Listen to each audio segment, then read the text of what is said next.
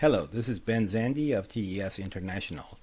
Welcome to this introductory webinar on TESuite, a software package based on variable fidelity analysis approach for modeling and simulation of complex thermal management systems.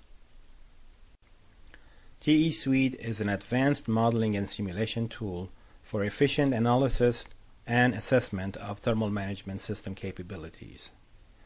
In a TESuite model, a complex system is divided into parts and flow paths with direct interaction and coupling between air, liquid, and refrigerant loops. To construct a model, the user selects the desired parts from the parts library and places them on the canvas, connects the parts to define flow paths and various loops in the model, chooses a fluid for each loop by right-clicking on a node in each loop to insert the fluid icon, then sets the known conditions, load cases, and performs the simulation. The fluid is defined by double-clicking on the fluid icon. The user can choose from the vast selection of NIST fluid library, or optionally define a user-defined fluid.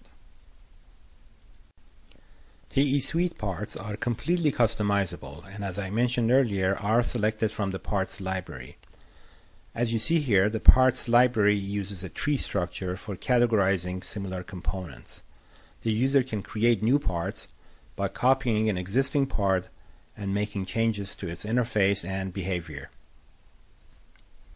There are three types of parts available in TESuite. Simple parts are the most common parts and are represented using a single entity. 3D parts represent the highest level of fidelity. They are solved concurrently using computational fluid dynamics and heat transfer. Complex parts are a collection of parts. They can have a number of simple and 3D parts in them, but they are shown on the screen using a single icon to keep the display organized by not showing unnecessary details. Double-clicking on a part icon results in opening the Parts Property menu. Here we have access to all the user variables for the part. You can provide input to any variable by clicking the checkbox on and entering a value for it either as a constant or any mathematical expression. Units are available for any variable on the drop-down unit list boxes. If you leave a variable unchecked, one of two things will happen. If there is enough information, its value will be calculated during the run. Otherwise, its effect will be neglected. Here for this compressor, the pressure ratio will be calculated, but the changes in potential and kinetic energy will be neglected as there is no information available for the height change and inlet-outlet areas.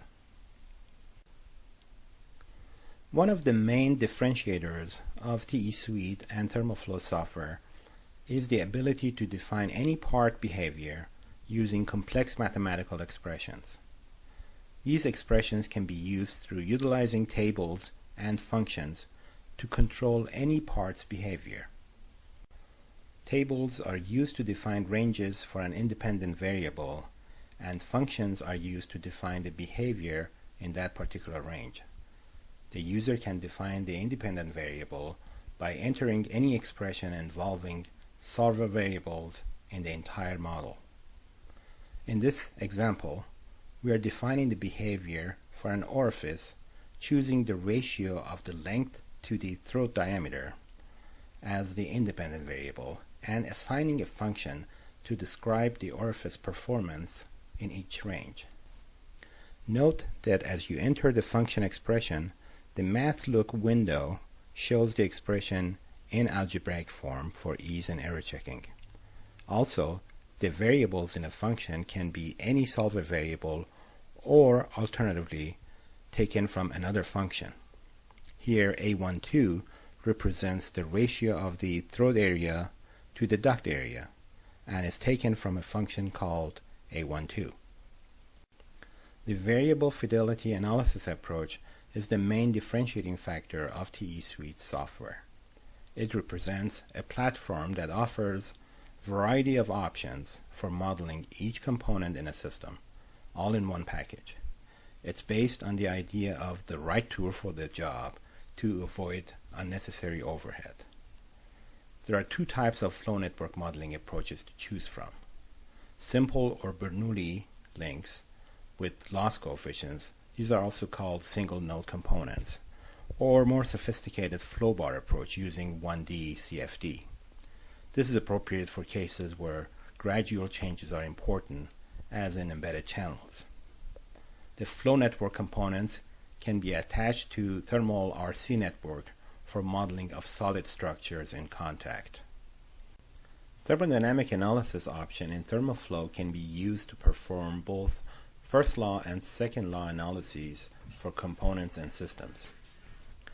To introduce higher fidelity components in the system model, direct coupling of 3D models is provided using three coupling options.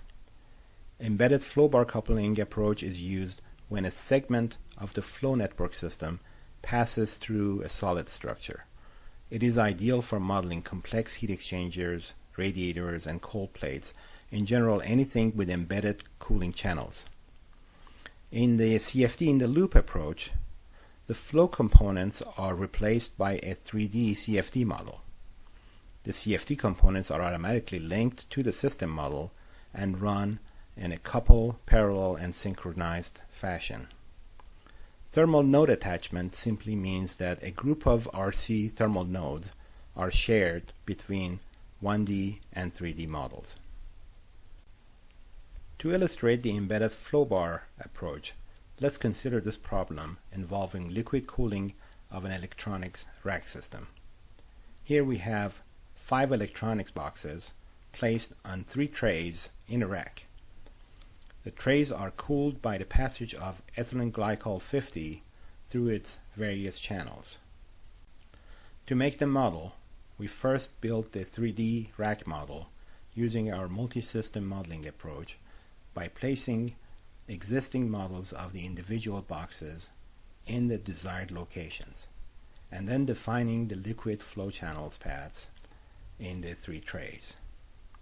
We then save this model as a 3D part in TESuite and connect it to a system model.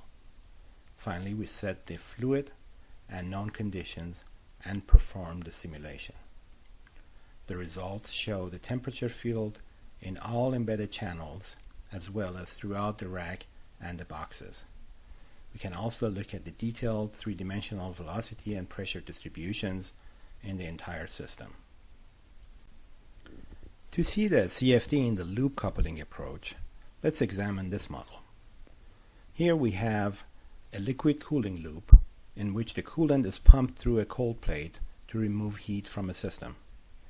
The cooling loop is thermally coupled to a simple refrigeration loop using a heat exchanger. In this particular case, we are assuming that we do not have any test data or other type of information regarding heat transfer and pressure losses in the cold plate, but we do have the cold plate's geometrical details. In these types of applications, we can use CFD in the loop method to solve the detailed flow and thermal problem for the unknown part. The entire system is solved in a synchronized, coupled, and simultaneous way to yield pressure, velocity, and temperature throughout the entire system. If we choose, we can characterize this cold plate using the detailed approach to come up with behavioral model of the part for future analyses and parametric studies.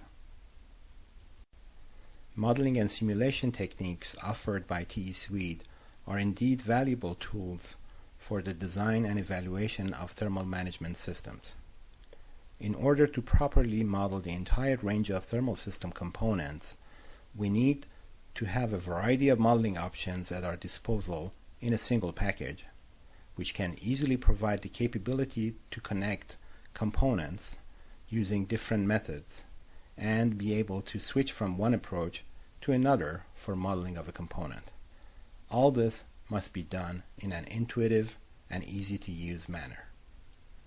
Finally, this approach allows the analyst to stop modeling the worst-case conditions and instead model real cases and look at potential failure modes in realistic scenarios such as missions, and transients.